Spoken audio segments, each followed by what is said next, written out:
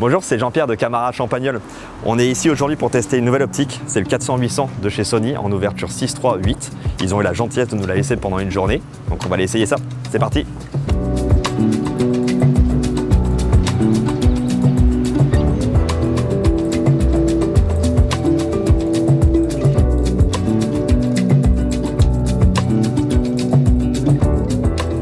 Donc le 400-800 Sony, optique très attendue par les photographes animaliers, produit pour son volume relativement léger. On est uniquement 350 grammes de plus que le 200-600. Donc on a un produit à mécanisme et zoom interne, extrêmement important de le spécifier. Ça apporte énormément de plus.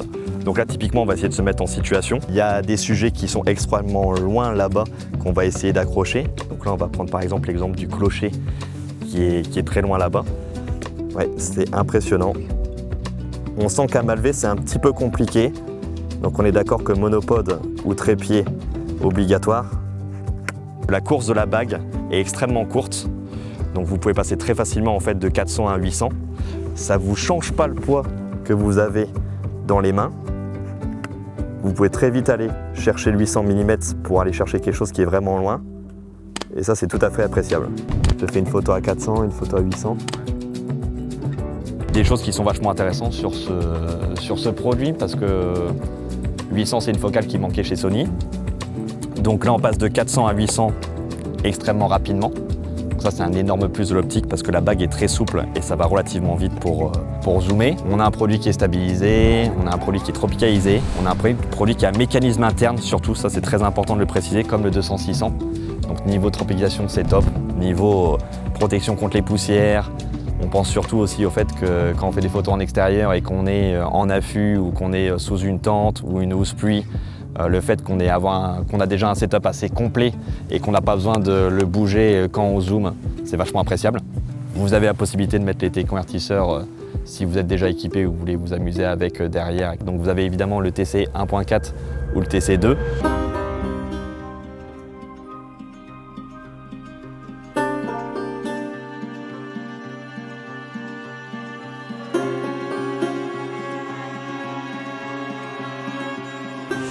Donc là on est parti pour le deuxième spot, on va être au bord du lac, on va essayer de trouver des sujets sympas à photographier avec le 400-800. On a la chance d'avoir le beau temps avec nous, ça va être sympa, on a quand même pris un petit trépied au cas où. On va essayer de faire des choses sympas puis on vous montre tout ça.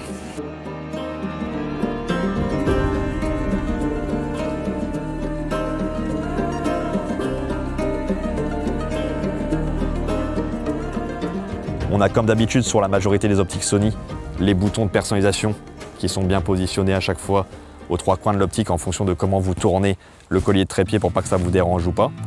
Et on retrouve, comme sur la majorité aussi des optiques, les touches de stabilisation, de mode de stabilisation. Et surtout, nous, on s'est bien utilisé d'une partie qui est assez sympa, c'est le mode DMF. Donc ça vous permet de finaliser la mise au point en manuel. C'est vrai que vu que je trouve que c'est un public animalier, animaux et que c'est toujours compliqué avec les branches, avec les roseaux, les choses comme ça au niveau de la mise au point, vous faites votre mise au point en automatique et en fait vous pouvez finaliser avec la bague qui est juste derrière la bague de focale. Donc honnêtement elle est très bien placée et elle est relativement souple aussi. Et comme ça vous permet d'avoir une mise au point qui est vraiment extrêmement précise si jamais l'appareil photo est de temps en temps pris en défaut avec des branchages ou des choses qui sont devant le fusée, quoi. Donc si vous voulez vous servir de l'optique en vidéo, ce sera évidemment compatible. Et la mise au point avec ces moteurs XD de chez Sony qui est quand même top, vous permet d'avoir quelque chose qui est super réactif et puis tout à fait silencieux.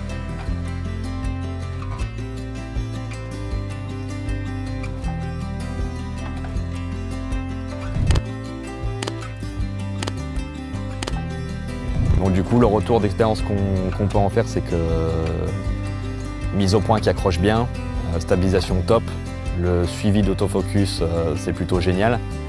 Le fait que ça commence à 400, on va pas se mentir, des fois c'est un petit peu compliqué pour essayer de trouver le sujet. Mais une fois qu'on a le sujet, on l'accroche bien et après c'est parti, on peut aller très très rapidement à 800. Donc ça c'est vrai que c'est plutôt top. Je trouve que pour la région dans laquelle on est, cette optique va être géniale. Et puis il y avait une vraie demande des gens qui étaient bloqués à 600.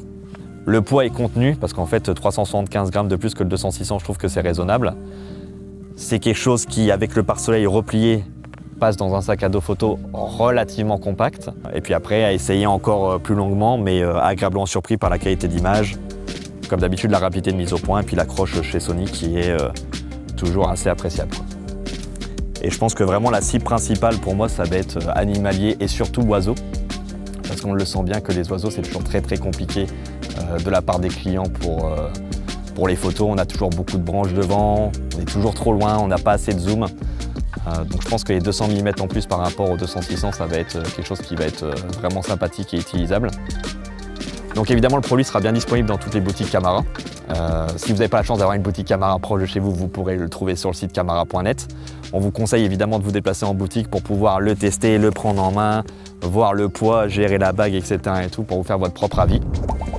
Et puis après, nous on a été super contents de faire les tests cette journée sur cette optique-là. Et puis on vous dit à bientôt sur une autre vidéo de Camara France.